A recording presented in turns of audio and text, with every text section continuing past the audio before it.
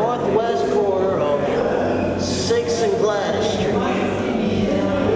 I don't know how I found out. My plans had fallen apart. I was just within the missions and stuff around there. I don't even know how I heard about it, but I ended up coming to this mission here. It was another Eats.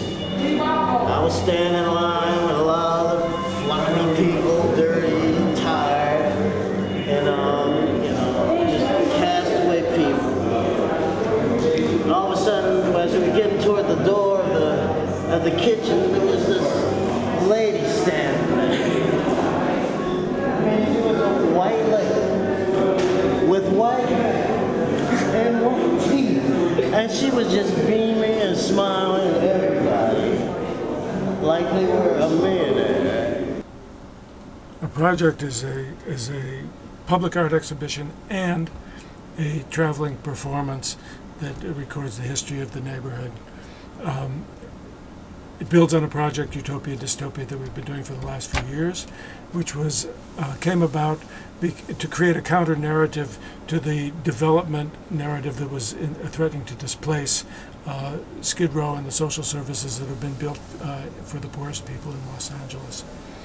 For that, we did a series of events.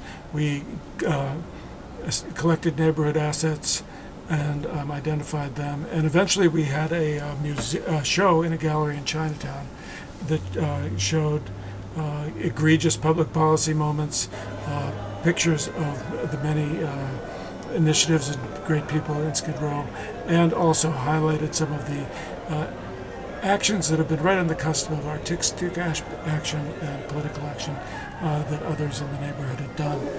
We had a timeline that showed the development of the neighborhood, and from about 1970 on, this included a lot of initiatives, grassroots initiatives. Prior to that, the history of the neighborhood was mainly a beans and blankets scenario with big anonymous missions. Now, we're going to take all the assets, the people and initiatives that we've identified, and 30 of those are going to be made into plaques and put in the neighborhood at the place where they did the work that they did, the community building work they did. And we want to make a performance, a peripatetic performance that goes from site to site.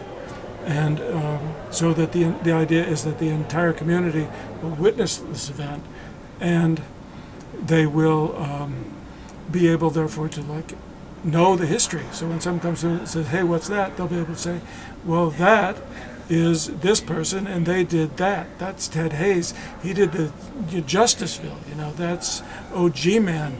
He created the basketball league." I know the OG Man. I'm an artist, so I know some of my work. I've done a couple of projects with him before. I'm just down here supporting. Put my picture on the wall. I can't see my picture on the wall. What my picture doing on the wall? Yeah, I saw that. Seen that? I saw that. Oh, that's beautiful. Like it would end up like this woman was part of the downtown women's center, so that would end up like outside the women's center and its location when she was living there. So this is 1955. And all the articles, 1968. Cultural City Development. It's a history. Yeah. Downtown Women's Center opened. It was right there where the Midnight Mission is. 1978. Yep. And let me tell you something. That mission was so full of rats. Phil's off the ridge in this one.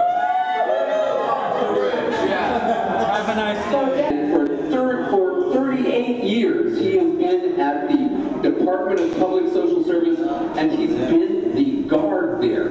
He pulls up to our coffee line in the morning in his big black police car, and he makes that beep beep sound, and he goes, "Good morning, everybody. I love you."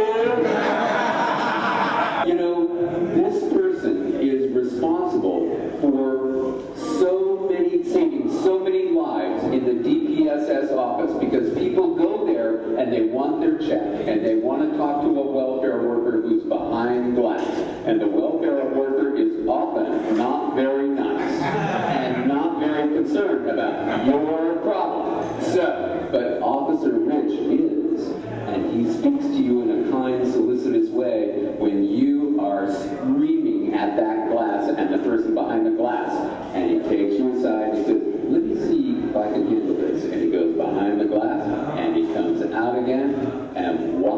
You know, he saves the day, numerous every day. People's lives are saved. People don't go to jail because of Officer Rich. He's one of the first people I want to put up there, and it's just, it breaks my heart that he's a cop because. Y'all know where recovery happens?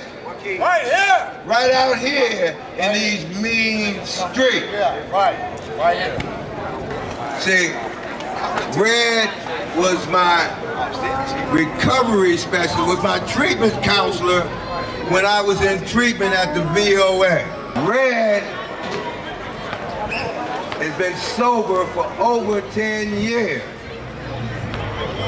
Now, before he got sober, Red lived in a box on 6th and Crocker for decades.